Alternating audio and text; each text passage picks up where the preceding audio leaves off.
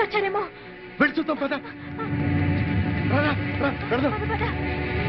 బాబు తప్పను.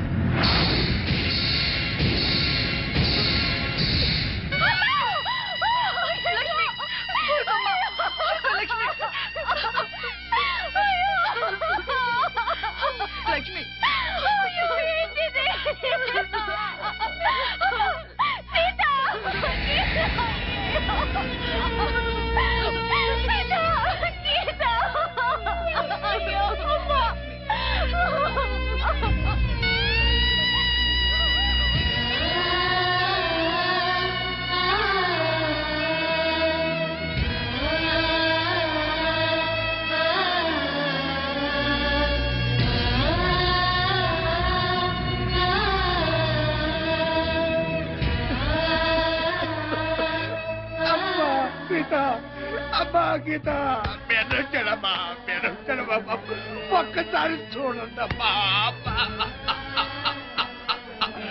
అయ్యో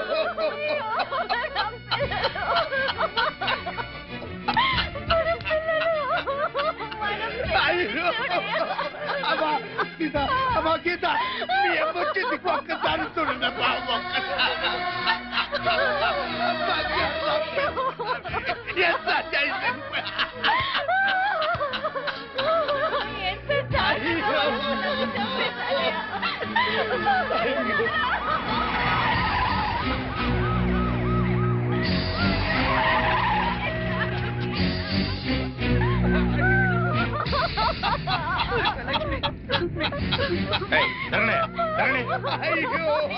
అయ్యా చూడండి, అయ్యా చూడండి, అయ్యా ఎంత ఘోరం జరిగిపోయిందో చూడండి అయ్యా.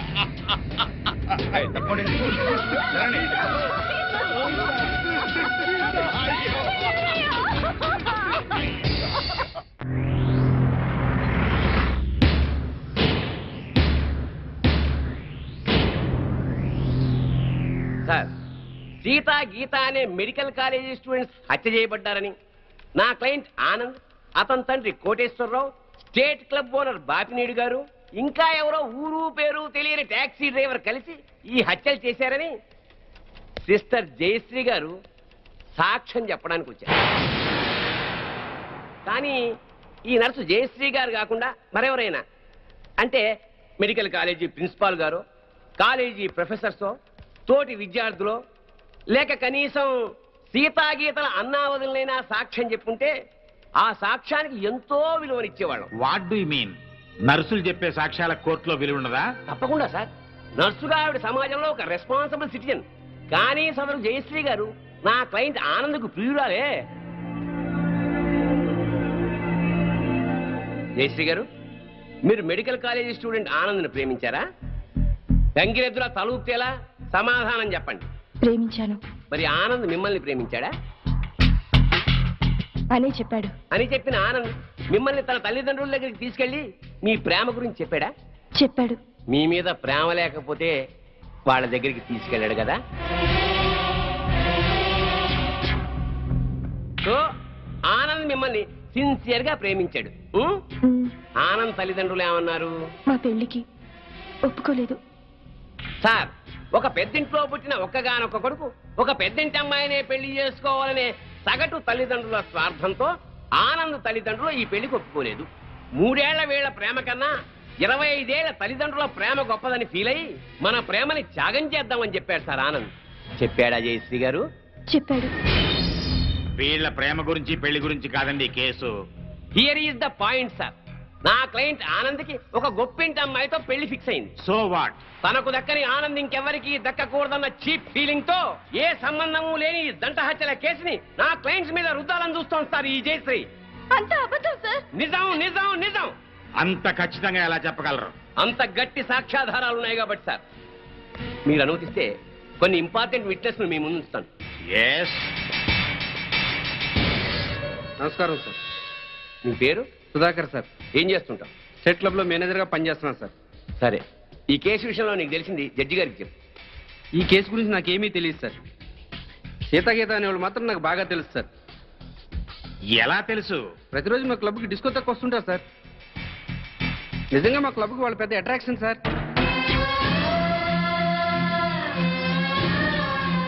నిన్న సాయంత్రం కూడా చాలా అందంగా తయారై మా క్లబ్లో ఉన్న డిస్కోకి వచ్చారు సార్.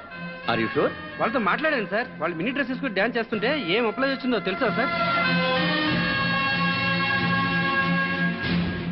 నిన్న సాయంత్రం కూడా క్లబ్కి అమ్మాయిలు 4 రోజుల క్రితమే హత్య చేయబడ్డారని, వాళ్ళ శవాల్ని గుర్తుపట్టడానికి కూడా వీలు లేకుండా కాల్ చేశారని నా క్లయింట్స్ మీద కేసు పెట్టడం హాస్యాస్పదం sir. No no no no no. సాక్షి పనిచేస్తున్న స్టేట్ క్లబ్ ఓనర్ కి ఈ కేసులో ముద్దాయికి సంబంధం ఉంది కాబట్టి మీరు చెప్పేదాన్ని అంత స్ట్రాంగ్ గా కన్సిడర్ చేయలేం.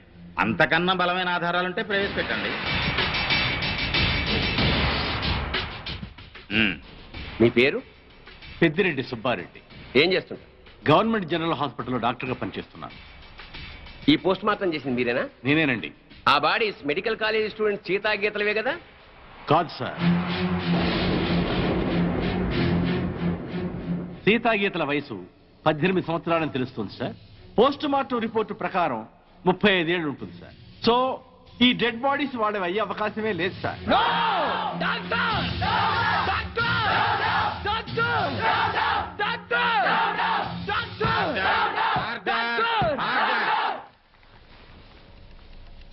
ఒక గవర్నమెంట్ డాక్టర్ ఇచ్చిన పోస్ట్ మార్టం రిపోర్ట్ ఈ కేసులో బలమైన సాక్ష్యంగా భావిస్తున్నాను సార్.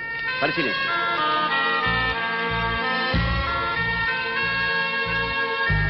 సో నా క్లయింట్ ఈ హత్యలు చేయలేదని, సీతాగీతలో అసలు హత్య చేయబడలేదని తగిన సాక్ష్యాలు కోర్టు వారికి ప్రొడ్యూస్ చేశాను.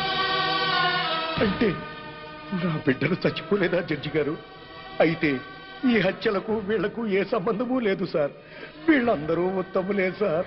ఆ నరసమ్మ చెప్పింది కూడా అంత అబద్ధమేనండి. మరి మా బిడ్డలు ఎక్కడండి? చెప్పండి సార్. మీరే చెప్పండి సార్. నా బిడ్డలు హత్య చేయబడినప్పుడు మరి వాళ్ళు ఎక్కడ సార్? మా పిల్లలకి ఇతనికి సంబంధం లేనప్పుడు పుట్టినరోజు పండుగ ఎందుకు చేయాలండి? బోర్ల మీద పేర్లు ఎందుకు రాయాలండి? వేలకు వేల ఖర్చు ఎందుకు చేయాలి? అయినా అతనికి మా పిల్లల మీద కన్ను లేదు. మరి అలాంటప్పుడు మా పిల్లలు ఏమైపోయారండి? ఈ పిల్లల గురించి అడగాల్సింది కోర్టులో కాదమ్మా, పోలీస్ స్టేషన్ లో. జడ్జి గారు, సార్, అతను నన్ను పెళ్లి చేసుకుంటానని నమ్మించి మోసం చేశాడు. నేను చెడిపోయిన దాన్ని, కానీ నాకు మనసుంది సార్. నా మాట నమ్మండి సార్. ఈ దుర్మార్గులే సార్ సీత గీతలు చెప్పేశారు. అది దారుణంగా చెప్పేశారు సార్. 4 ముక్కలు ఎమోషనల్ గా మాట్లాడి 4 చుక్కలు కన్నీళ్లు కాచేస్తేనే అన్యాయం న్యాయమైపోదమ్మా. కోర్టుకు కావాల్సింది సాక్ష్యాలు, కన్నీళ్లు కావు. కన్నీళ్లు కాచేస్తేనే నిజాలైపోతే మా వాళ్ళు గారుస్తారు కన్నీళ్ళు. చెప్పండి అయ్యా. చాలు. ఈ కేసులో పోస్ట్ మార్టం రిపోర్ట్ ని బలమైన సాక్ష్యంగా పరిగణించి బెనిఫిట్ ఆఫ్ డౌట్ కింద నిందితుల్ని నిర్దోషులుగా విడుదల చేయటమైంది. అలాగే సీతా గీత ఎక్కడున్నారో వెంటనే వెతికి పట్టుకోవాల్సిందిగా పోలీస్ డిపార్ట్మెంట్ కి ఆదేశాలు జారీ చేయటమైంది.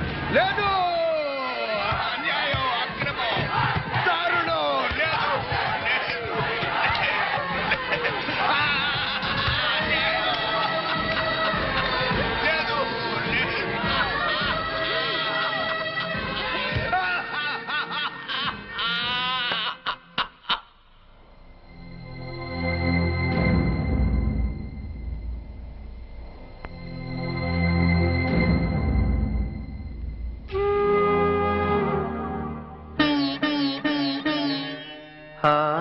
ఆనాటి నీ కళ్ళు అందాల చెల్లెళ్ళు నీలాల నీ కళ్ళు నిండాయి నూరేళ్ళు అన్నయ్య అనురాగం చెల్లెళ్ళ మమకారం రాశారు రక్తంతో ఆరాతి దేవుళ్ళు ఆనాటి నీ కళ్ళు అందాల చెల్లెళ్ళు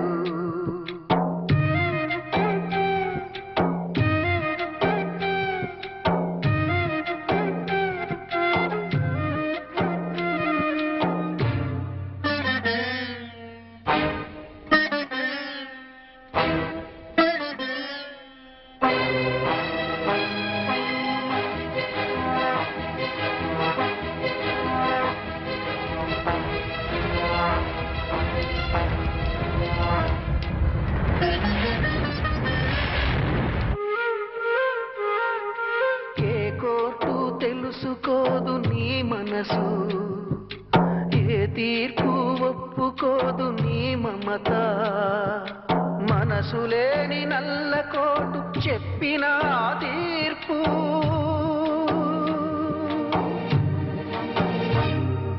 రగిలించక తప్పదు నిప్పుల నిట్టూర్పు ఆనాటి నీ కళ్ళు అందాల చెల్లెళ్ళు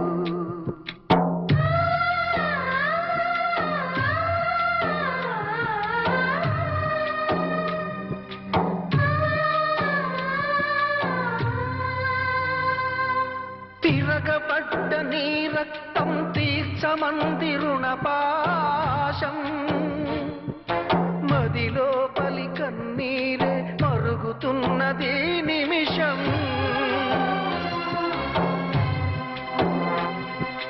నరుడాయిక తిరగబడు సింహమై నరుడాయిక తిరగబడు సింహమై ఈ హిరణ్య కసిపుల పాలిట ఉగ్రనార సింహమై ఉగ్రనార సింహమై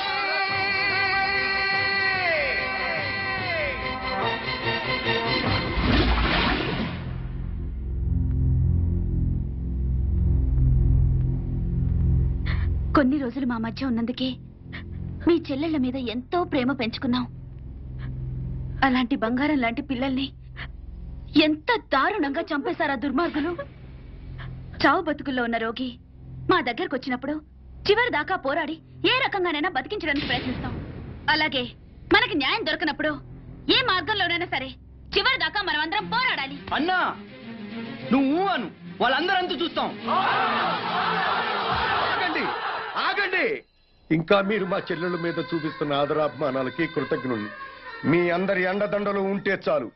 ఆ దుర్మార్గుల్ని హతమార్చడానికి మీ బంగారు భవిష్యత్తు నాశనం చేసుకోవద్దు. వాళ్ళ సంగతి నేనే చూసుకుంటాను. మీరేం చేసినా మా అందరి సపోర్ట్ మీకు ఉంటుంది సార్.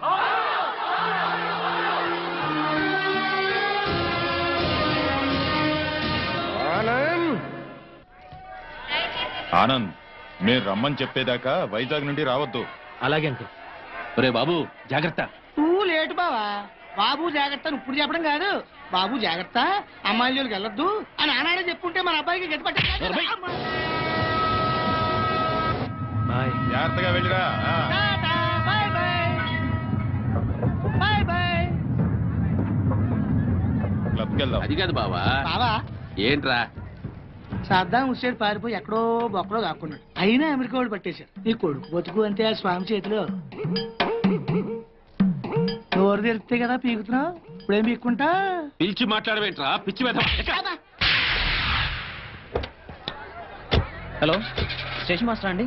ఎస్. 3వ ప్లాట్ఫామ్ మీద నుంచి బయలుదేరిన విశాఖ ఎక్స్ప్రెస్ లో నక్సల్స్ బాంబు పెట్టారు సార్. వాట్? అవును సార్. హలో మౌలాలి.